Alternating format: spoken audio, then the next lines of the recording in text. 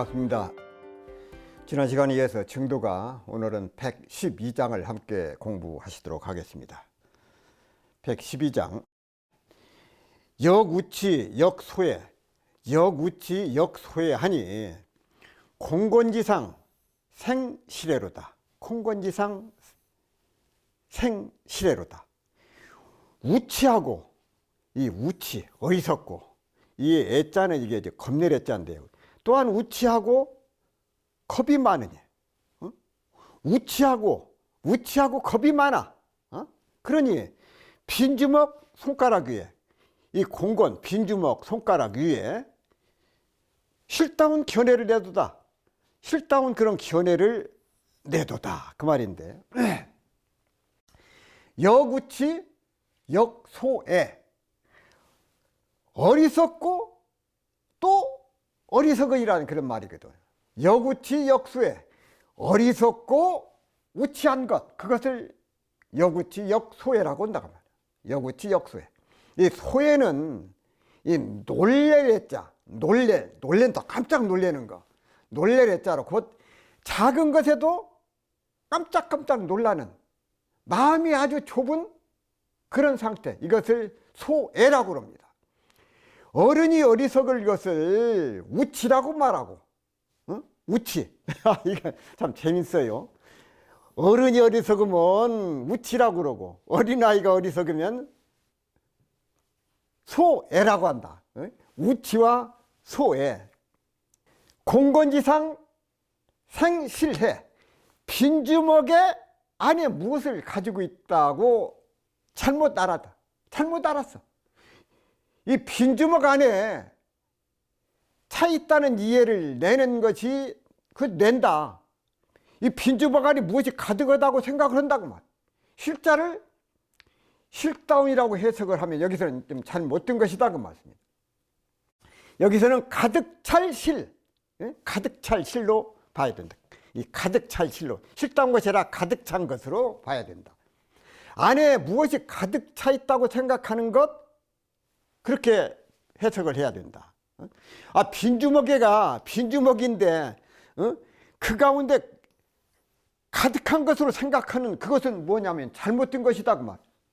우리가 어렸을 때 어린아이를 속일 때 놀이를 하다가 손에 아무것도 없는데 이렇게 내밀면서 이 몇 개? 하고 물으면은 그것이 함정이거든요.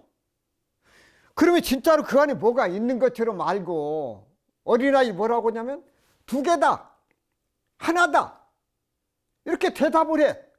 알고 보면 그게 속이는 거거든요. 빈주먹을 내면서 이게 몇 개 그러면 어린아이들 거기에 하나다 2개다 있다. 빈주먹인데 빈주먹에 뭐가 있다고 이해를 내는 일처럼 그것은 잘못 아는 일이다 그 말이야. 사실은 없는 이치에 순종하는 것이 불교인데 자꾸 얻으려고 하니까 또 채우려고 하니까 그러니까 그렇다고 말이야. 그게 잘못된 것이다 그 말이야. 그래서 자꾸 채우려고 그래 얻으려고 그래. 공수래 공수거. 그런 말씀 많이 듣잖아요. 공수래 공수거. 우리는 빈손으로 왔다가 빈손으로 돌아가. 나에게 죽음이 닥치면 재물이든지 명예든 권력이든 어느 하나 내 생으로 가져갈 수는 없어. 태어날 때도 맨주먹이 있죠. 죽어갈 때도 맨주먹으로 간다고 말이야. 그러나 우리들은 마음은 그렇지 않아. 내가 지은 온갖 업의 씨앗들을 가득 담고 내 생으로 간다고 말이야. 불교의 유시각에서는 이런 마음을 아리야시라고 불러. 아리야식. 아리야란 범어 가운데 알라야의 음사어 곧 거주처, 수용처 그런 의미를 갖고 있습니다. 거주처, 수용처. 내가 지은 업의 씨앗들을 가득 담고 있는 곳 업종자의 수용처가 바로 아리야식이다 그 말이에요. 서장에 보게 되면 단원공제 소유, 철물십제 소무 그러는 방거사의 개성이 나와. 다만 온갖 존재하는 것들을 비우기를 원하고 간절히 온갖 없는 것을 잊게 하지 말라. 이것 역시 없는 것을 가지고 채우려고 하지 말라는 뜻을 담고 있다고 말. 억지로 얻으려고 말고 억지로 채우려고 말하라. 성철 스님은 증도가 강설에서 구경이 아닌 무기무심에 침공최적하는 이승이나 중도를 알지 못하는 총명한 의도나 이름과 모양에 집착하는 문자승이나 할 것 없이 태도를 바로 알 것 같으면 그런 병에 걸릴 수 없는데 우치하고 좀스러워서 그런 병에 걸렸다는 것이다. 우치하고 좀스럽다는 것은 무명을 말한다. 빈주먹 손가락 위에 실다운 견해를 낸다는 것은 빈주먹 속에는 아무것도 없으므로 아무것도 없는 가운데 실제로 무엇이 있는 것처럼 집착한다는 것이다.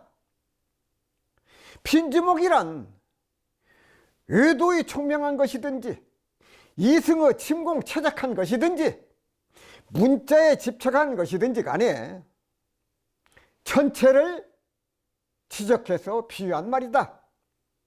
아무것도 없는 빈주먹을 참 공부를 알고 도인 줄 알아서 실다운 견해를 내니 참으로 착각하고 있다는 말이다.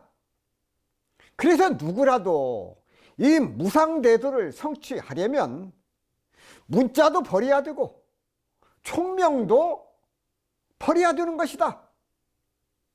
다만 조금이라도 집착하게 되면 결국 빈주먹 속에 아무것도 없다는 것을 무엇이 있는 것처럼 실다운 견해를 내어서 일생을 헛보낼 뿐만 아니라 다른 사람까지도 망치고 만다는 것이라고 말씀을 하셨습니다. 자, 112장을 다시 한번 보면은 우치하고 어른이 어리석은 걸 우치하다고 어린아이들이 어리석은 걸 소해라고 그랬죠. 우치하고 또 겁이 많아. 우치하고 겁이 많아. 공건지상 생시래로다. 빈주먹 손가락 위에 마치 무엇이 있는 것처럼 그런 오해를 한다고 말이야. 빈주먹인데 그 안에 뭐가 있는 것처럼 오해를 하고 있다. 그것이 중생들의 삶이고 그것이 중생들의 알미예요. 무엇이 있는 것처럼 생각을 해. 조금 얻으면 대단한 것을 얻은 것처럼 생각하고. 그것이 의도들이나 중생들이 하는 일이다 그 말이야. 헛것인데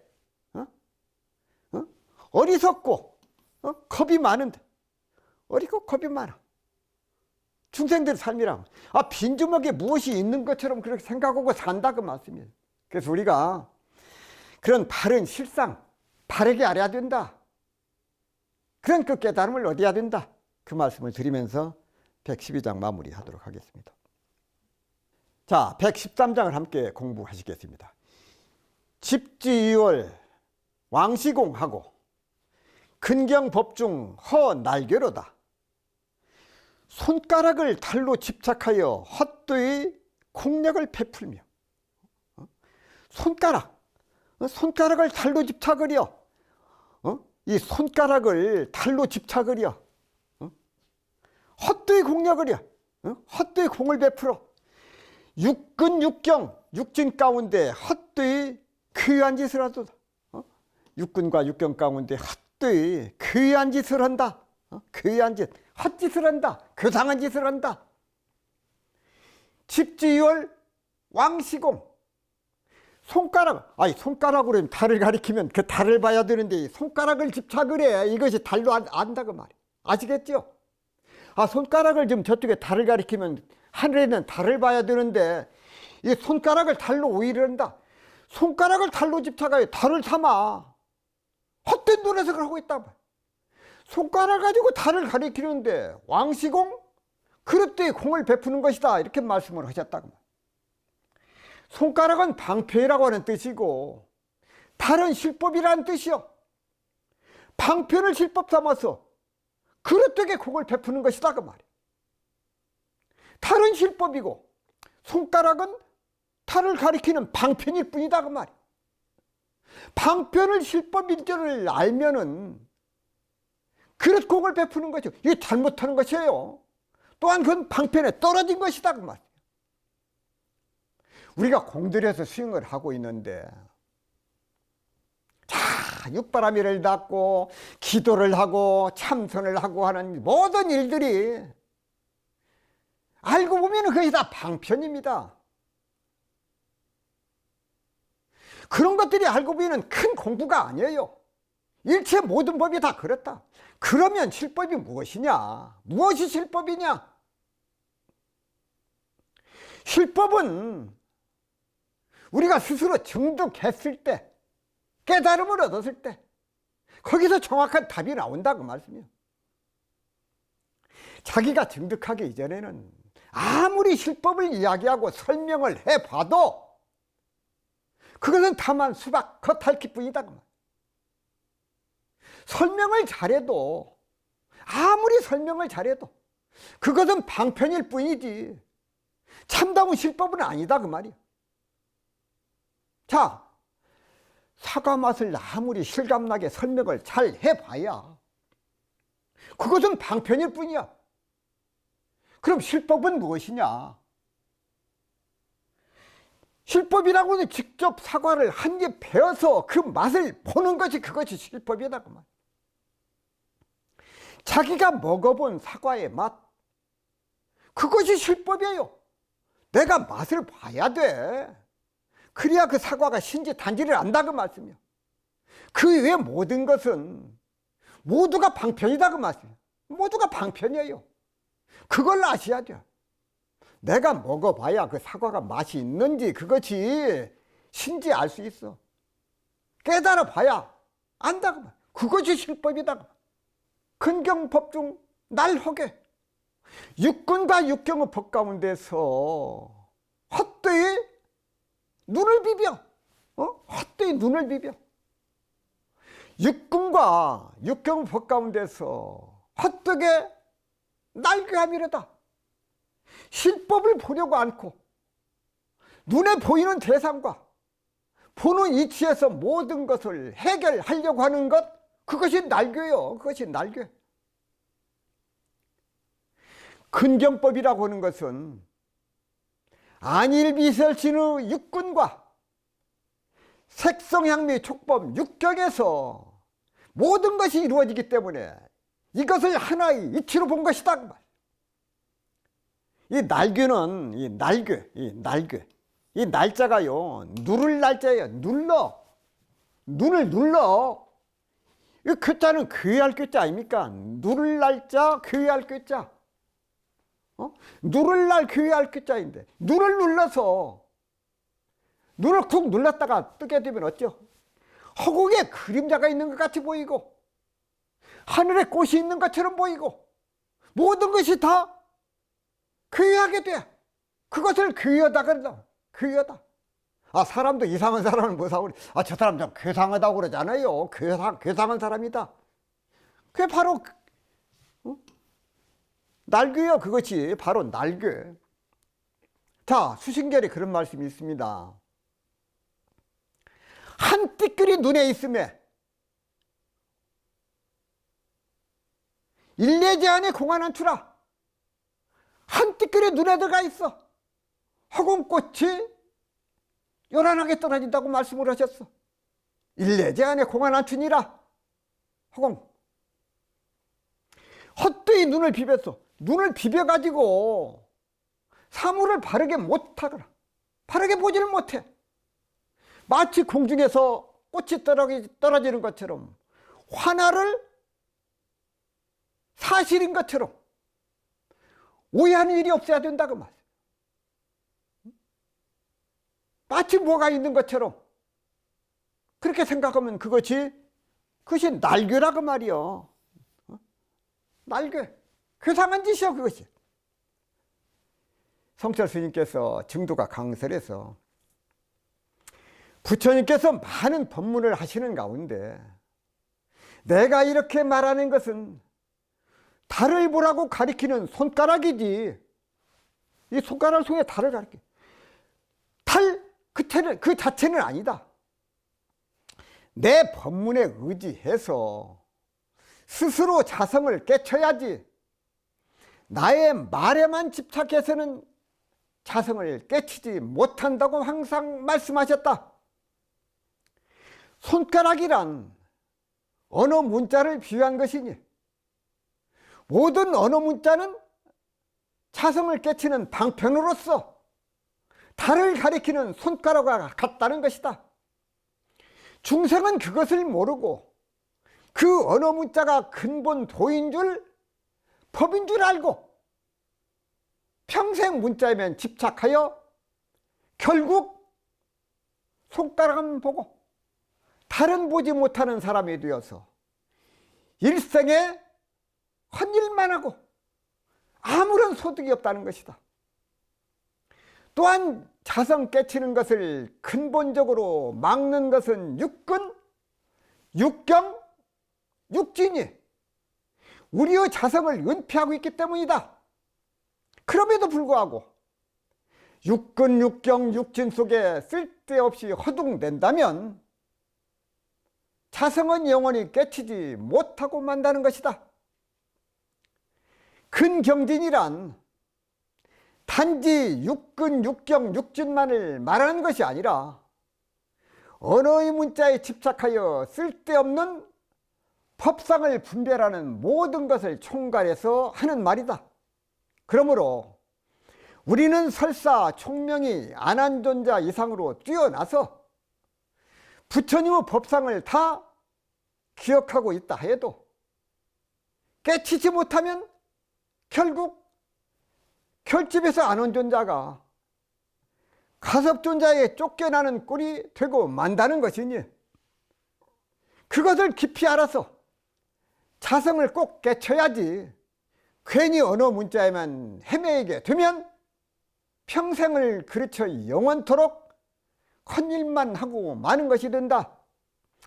우리가 이것을 분명히 알아서 단단한 각오를 해야 할 것이다. 그런데 영가 스님이 언어 문자를 집착하는 병에 대해서 많이 말씀하시므로 문자를 배격하는 것과 같은 인상을 줄 수 있을지 모르나 그 병이 하도 크기 때문에 거기에 대한 약방문도 이렇게 많게 된 것이다. 영가 스님께서 대자비로 중생의 병을 고쳐주기 위해서 이런 법문을 하신 것이니만큼 달게 듣고 언어의 문자에 집착하는 그 병을 꼭 고쳐야 할 것이라고 말씀을 하셨습니다. 113장을 한 번 더 정리하도록 하겠습니다.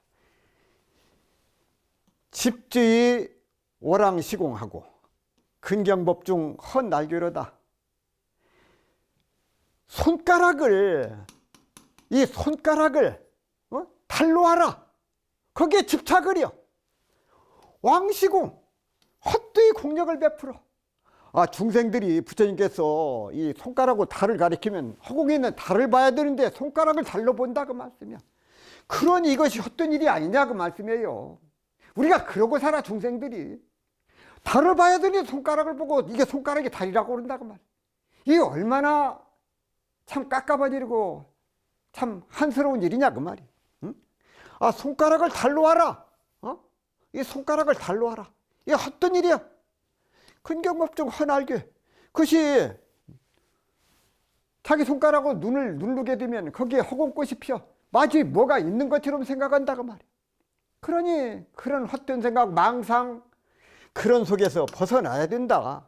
육근, 육경, 육진 그 가운데서 헛된 그런 그 날개, 그 헛된 생각에서 벗어나야 된다. 무엇이 있는 것처럼 착각을 하고 사는 그 망상, 거기에서 벗어나야 된다는 그런 말씀을 드리면서 113장 마무리하도록 하겠습니다. 이어서 114장 함께 공부하시겠습니다. 불견일법, 즉 열애니 방등명이 관자재로다. 한 법도 볼 수 없음이 곧 열애니. 한 법도 볼 수 없어. 그것이 곧 열애요. 바야흐로 이름하여 관자재라 이름하는도다. 관자재라 한다. 바야흐로 특명 관자재라고 이름을 한다 그 말씀이에요. 불견일법 즉 열애. 한 법도 보지 않는 것이 곧 열애니라 이 말씀이거든요. 한 법도 보지 않은 것이 곧 열애다. 한 법도 볼 수 없는 경지가 되어야 그 자리가 열애다 그 말씀이야. 그런 말씀을 해. 불견이법이다. 우리의 몸과 마음, 종자, 근경 등 일체 것 가운데에서 하나도 눈에 들어오는 것이 없어야 된다 그 말. 그것이 불견이법이에요. 이것은 우리의 자성자리에서 볼 때 일체가 차별상이 없다는 것을 의미한다 그 말이에요.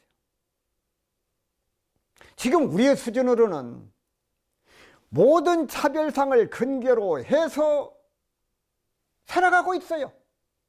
좋은 거가 나쁜 거, 길고 짧은 거, 있는 것과 없는 것, 모든 것을 이제 차별을 해가면서 살고 있어. 그것이 중생들의 삶이요. 그런데 심의 무물이라. 마음밖에 따로 물건이 없고 오직 낱낱이 마음으로 본다는 말이 있습니다. 심의 무물. 도안무물이란 말도 있습니다. 도안무물. 길도자, 눈한자, 없을무자, 물물자. 그런 경지가 곧 열애의 경지요. 도의 눈으로 보면, 깨달음의 눈으로 보면 일체 차별화된 하나하나의 사물이 아니라 전부가 도이고 전부가 법이고 전부가 마음이고 전부가 다 진여법계라고 한다고 말. 그것이 진여법계요. 불견일법이라고 하는 말은 전체를 싹 쓸어버려서 텅 튀게 만들었다 그 뜻이 아니요. 있는 그대로를 보되 그것을 차별상으로 보지 않는다 그 말. 바로 보되 차별을 하지 않는 것, 그것이 중생과 부처님의 차이다 그 말씀이요. 있는 그대로를 보되 남자는 남자대로 여자는 여자대로 삶을 그대로를 보되 차별을 내지 않는 것, 있는 그대로 보되 차별상으로 보지 않는 것, 그것이 부처님의 안목이고 깨달은 사람의 안목이다 그 말이에요. 자, 예를 들면 금으로 여러 가지 조각을 만들면 여러 가지 모양을 만들 수가 있죠.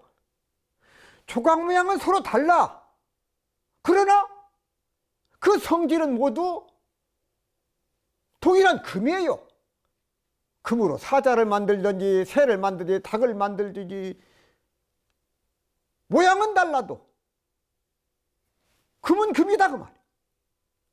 물을 컵에다 담으면 컵 모양이 되고 항아리에 담으면 항아리 모양이 되고 흘러가도록 하면 흐르는 물이 되고 고여있으면 고여있는 물이 돼.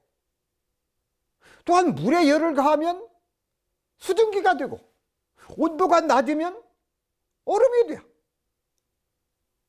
물의 형태는 여러 가지로 변하지만 물의 성질은 동일하다 그 말이에요. 하나요. 그와 마찬가지로 부처님의 안목, 깨달음의 안목에서 보면은 일체 차별상이 없다는 것, 그것이다 그 말이에요. 불견일법이 그 말씀이에요. 부처님의 안목, 깨달음의 안목에서 보면은 한 법도 차별된 법을 보지 않는다. 차별하지 않는다 그 말이에요. 사량 분별로 이해하려고 하면은 그렇게 설명, 마음밖에 물건이 없고 도의 눈으로 보면 차별된 사물이 없는 그 경지, 그 경지가 바로 열애의 경지다 그 말씀이에요. 중생들이 보는 안목하고 깨달은 사람이나 부처님의 안목으로 보면은 그 같은 물건을 봐도, 같은 세계를 봐도 그것이 달라. 방등명의 관자재, 바야흐로 이름을, 그런 사람을 관자재 보살이라고 한다. 불견일법을 해야, 불견일법을 하는 사람이 관자재다, 그 말씀이에요. 그런 안목을 가진 사람, 그런 사람을 이름을 붙이기를 관자재라고 한다. 바야흐로 이름을 관자재라고 한다. 관자재 보살이라고 해도 좋고, 관이 자제하다고 해도 좋고, 그런다고 말이야. 관이 자제하다, 보는 것이 자제해. 어디 얽매이질 아니에요. 그것이 관자재다, 그 말이야. 관자재. 관자재 보살은 관세음보살의 다른 이름이지만 보는 것이 자유자재하다는 뜻에서 관자재 보살이다, 그 말이야. 이름이 어찌 됐든지, 아니면 그것을 낱낱이 해석해서 보는 것이 자유자재다고 하든지, 있는데 없는 것으로 볼 줄 알면 관이 차지한 것이다, 그 말. 그렇게 관이 차지하니, 그렇게 자유자재하게 볼 수 있으니, 우리가 안이비설신의를 가지고 있으면서 무안이비설신의라고 할 수도 있고, 무색성양미의 축법이라도 말할 수 있는 것이다, 그 말씀이에요. 이것이 불견일법이요. 그 경지가 되는 거, 그것이 불견일법이요. 입을 가지고 말하면서도 입이 없다고 하는 이치가 똑같다, 그 말씀. 세속적인 논리로 이것은 이율배반이지만, 불교를 이해할 때는 그렇게 이해할 수밖에 없다는 것이다, 그 말. 진리라고 하는 것은 세속적인 차원의 아르바리가 아니기 때문에 그런다, 그 말. 무안이비설신이라고 한다면 그런 말을 하는 그 당체가 무엇이냐? 유안이비설신이니까 무안이비설신이라고 말하는 것이다, 그 말이야. 그러면서도 뜻은 무안이비설신이라고 한다는 것이다, 그 말. 한 차원이 달라지면 꽉 차게 눈에 들어오고, 꽉 차게 눈에 들어오게 세상이 존재하는데도, 세상에 가득한데도 불견이법이 된다고 말씀이에요. 깨달은 안목, 부처님 안목에서는 불견이법이 돼야 중생들은 그렇게 안 되는데, 그런 경지를 열애라고 그러고 관자재라고 한다고 말씀이요. 그런 경지, 그쯤 되고 보면은 보는 것이 자유자재하게 돼요. 아무리 눈앞에 현상이 가득 차 있어도 가득 차 있는 것이 눈에 들어오지 않는다고 말이에요. 그러니까 관이, 보는 것이 곧 관찰하는 것이 자유자재하는 것이다, 그 말이에요. 자유자재가 돼야, 그래서 관자재 보살이라고 말이에요. 관자재. 열애가 되면은 관자재가 돼야 불견일법이 되고, 불견일법이 되면 열애요, 열애가 되면은 관자재다, 그 말씀이요. 관자재가 돼요. 성철 스님께서 증도가 강설해서 육근, 육경, 육진을 떠나서 자성을 보게 되면 거기서는 한 법도 볼 수 없다는 것이다. 불견일법을 한 법도 보지 아니한다고 해석하면, 그렇게 하면 안 된다, 그 말이에요. 그렇게 해석하면 볼 것이 있는데 안 보이는 것이처럼, 안 보는 것이 되므로 한 법도 볼 수 없다고 해석해야 된다. 한 법도 볼 수 없다고 하면 볼 사람도 없고 볼 물건도 없는 상대가 완전히 끊어진 곳에서 하는 말이다. 그런데 한 법도 볼 수 없는 것이 열애라고 하여 볼 수 없다는 것이 침공최적한 병을 지적한 것이라고 생각할 수도 있지만, 이 볼 수 없다는 것은 참으로 제8야리와 근본 무명까지 완전히 끊어져서 쌍차가고 쌍조인 구경적인 곳에서 하는 말이다. 그래서 한 법도 볼 수 없는 것이 열애라고 하는 것이다. 또 열애의 경지에 가서는 한 법도 볼 수 없는 열애로가 열애다 라고 해석이 된다. 또 한 법도 볼 수 없다는 것은 쌍차로서 부정이고, 곧 열애다 라고 하는 것은 쌍조로서 긍정으로 많이 해석한다. 철저하게 부정하면 또한 철저한 긍정이 되기 때문에 이 규절을 바로 보려면 한 법도 볼 수 없는 이대로가 열애다고 해석을 해야 된다.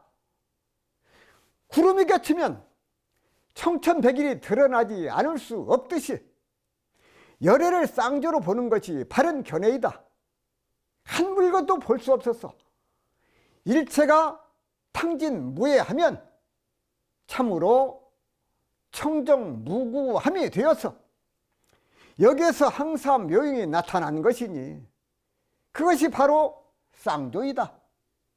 쌍차 쌍조면 중도인데 그것을 관자재, 보는 것이 자제하다는 뜻이다.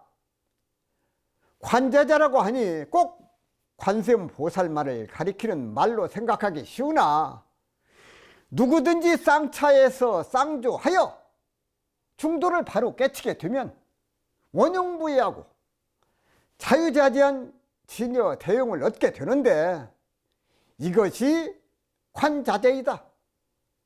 즉 보타 낙가산에 있는 관세음보살만이 관자재가 아니라 자성을 바로 깨친 사람이 바로 관자재인 것이니 어느 특정인을 지칭해서 하는 말은 절대 아니다. 특정인으로 지칭한 것으로만 그렇게 알면 그 사람은 부처님의 근본 뜻도 모르는 것이며 예전 조사 스님들의 뜻도 모르는 것이다. 중도를 바로 깨치게 되면 관자재 아닌 사람이 하나도 없는 것이다. 그렇게 되면 손가락을 달로 착각하여 쓸데없이 헛일할 필요가 없는 것이고, 공연히 언어 문자에 집착하여 여기에 법이 있는가 저기에 법이 있는가 하여 허둥댈 필요가 없는 것이다. 그래서 내가 항상 팔만대장경 속에서 불법을 구하려고 하는 것은 얼음 속에서 불을 구하는 것과 같다고 누누이 강조해왔다. 얼음 속에 무슨 불이 있으며 팔만대장경의 문자 속에 어떤 부처가 앉아 있는가? 그러므로 손가락은 달이 아니므로 손가락으로 달을 가리키면 달을 보아야 하고, 팔만대장경의 문자 속에는 부처가 없으니 오로지 우리의 자성을 깨쳐야 한다고 말씀을 하셨습니다. 114장 한 번 더 공부하도록 하겠습니다. 불견일법 증열애니 한 법도 볼 수 없음이 곧 열애다. 불견일법 한 법도 볼 수 없는 자리, 그렇게 되어야 그 사람이 바로 열애다. 그 열애를 뭐라고 그러냐? 바야흐로 관자재라고 이름을 한다 그 말이야. 자, 이거 봅니다. 불견일법을 해야 한 법도 볼 수 없는 그런 그 경지가 되어야 그 사람이 바로 열애요. 열애가 되면 어떻게 되느냐? 이 관자재를 할 수가 있어. 일체 모든 법을 관자재할 수 있는 그런 그 능력과 그런 힘을 가지고 있는다. 그래서 불견일법이 열애고 열애가 되어야 그게 바로 관자재보살, 관자재가 된다고 말. 그래서 참 이게 불견일법을 할 수 있는 그런 그 능력을 갖춘 사람, 그 사람을 열애라고 그러고, 열애는 관자재할 수 있는 그런 능력을 갖추고 있다. 그 말씀을 드리면서 114장 마무리하도록 하겠습니다. 115장을 함께 공부하시겠습니다. 유광업장 본래공, 유광업장 본래공이요. 미완수 상숙체로다. 깨달으면 업장이 곧 공함이요. 깨달은 즉 업장이 이 본래 공해버려. 본래 공해. 깨달으면 모든 업장이 다 본래 공해. 깨달음을 얻으면 깨닫지 못하게 되면 반대로 깨닫지 못하면 도리어 묵은 빚을 갚아야 된다. 도리어 묵은 빚을 갚아야 돼. 참 깨닫게 되면 본래 공하고 깨닫지 못하게 되면 금생의 업은 물러나고 묵은 업까지 갚아야 된다. 요즉 업장 본래 공하고 깨달으면 업장이 본래 공하지만 그런 뜻이거든요. 깨달은 즉 업장이 본래 공하다. 요즉 업장 본래 공. 차별 없는 자성을 깨달으면 업장도 본래 공해서 낱낱의 업조차 있을 수 없다는 말이다 그 말. 앞에서 불견이법이 즉 열임을 깨달아 한 법도 눈에 들어오지 않는 것이다. 그런 이치는 이것은 아무리 가르쳐줘도 소용없어. 스스로 맛을 봐야 한다고 말입니다. 그것을 맛본 영가스님께서 그것을 깨달으신 영가스님은 당당하게 우리에게 이렇게 말씀을 해주고 계신다고 말씀입니다. 눈앞에 온 세상이 다 있고 윤회가 있고 업장이니 과보이 하는 것도 다 있는데 사람들은 이런 말씀을 듣고 어찌 그럴 수가 있겠는가 하고 의심을 해. 그것은 깨닫지 못한 우리들의 입장, 중생들의 입장에서 그런다고 말씀이요. 그러나 좀 더 다른 지혜의 눈을 보면 깨닫고 보면은 그 입장에서 생각을 해보면은 업장도 본래 공해서 낱낱의 업이 있을 수가 없음을 확연히 안다고 말이에요. 깨닫고 보니까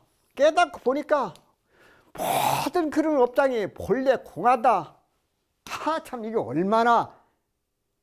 얼마나 통쾌하고 얼마나 재미있습니까? 얼마나 좋겠습니까? 깨닫고 보니까 본래 업장이 없다. 업장이 다 소멸해 버린 것 아닙니까? 그것은 깨닫지 못한 우리 입장에서는 업이 있는데 깨닫고 보니까 업장이 없어.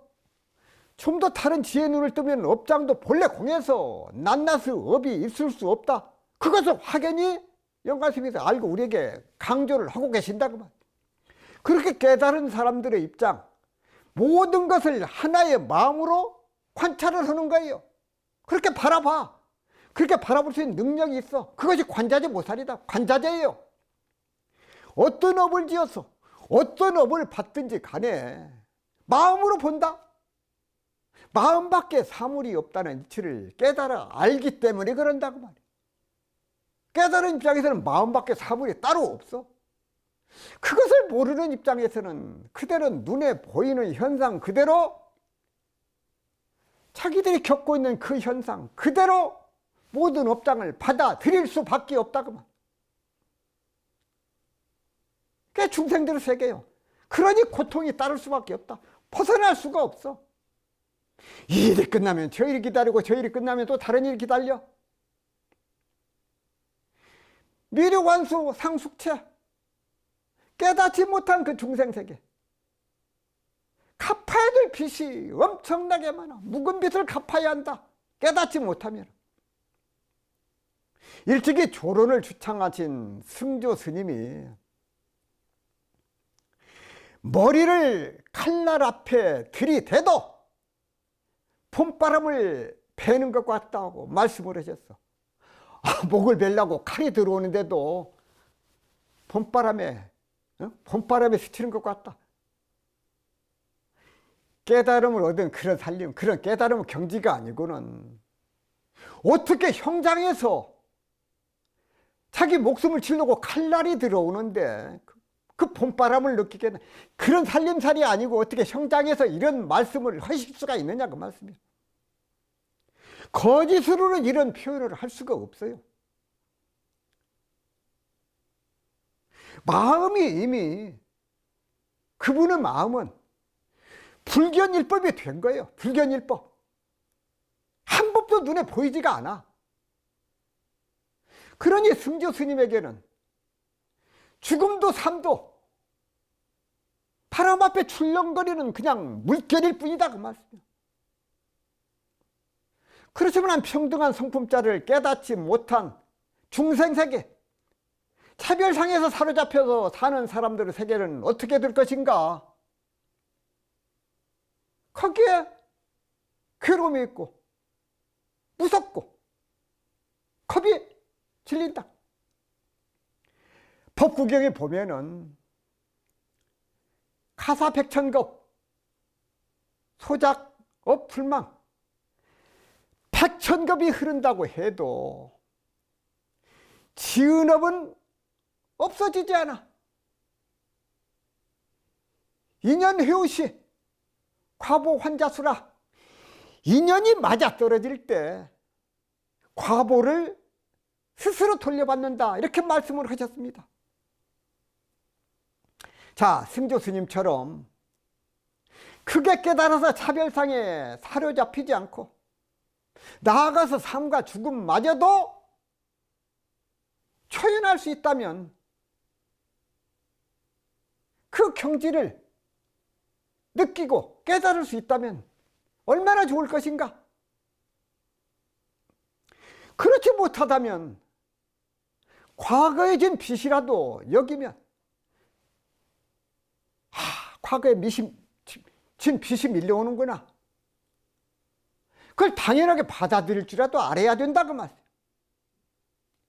우리가 한 세상을 살아가자면 부당한 일, 억울한 일 얼마나 많느냐 그 말이에요. 참 원망할 일도 많고 그렇게 많지요. 그렇지만 불법을 공부한 사람이라면 절대로 세상을 원망하고 한을 품거나 안갚음을 하려고 들어서는 안 된다 그 말이에요. 왜? 지은업이 밀려오기 때문에. 그래야 불법을 믿고 불법을 공부하는 그런 보람이 그 가운데 있는 것이지, 그것을 원망을 하고 안갚음을 해야 되고 거기에 그냥 팔팔 뛰고 아등바등하고 그럴 필요가 없다. 불법 공부를 잘못하는 사람이. 성철 스님은 정도가 강설해서 우리가 공부를 다해 마치면 업장이 본래 공하다는 말이다.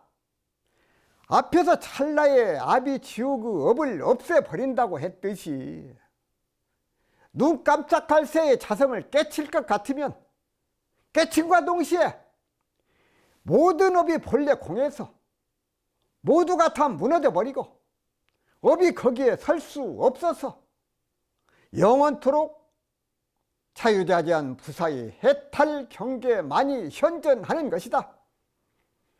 그러므로 거기에서는 업이니 뭐니 하는 것은 찾아볼 수 없다는 말이다.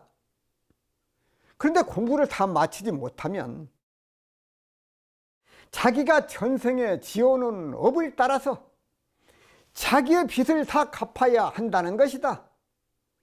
우리가 구경각을 성취하여 진여 본성을 바로 깨칠 것 같으면 자유자재한 해탈 경계 속에서 업이든 무엇이든 다 얼음덩이가 부서져 녹아내리듯이 되어버리는데, 그러기 전에는 모든 지은 업을 다 갚아야 하는 것이다.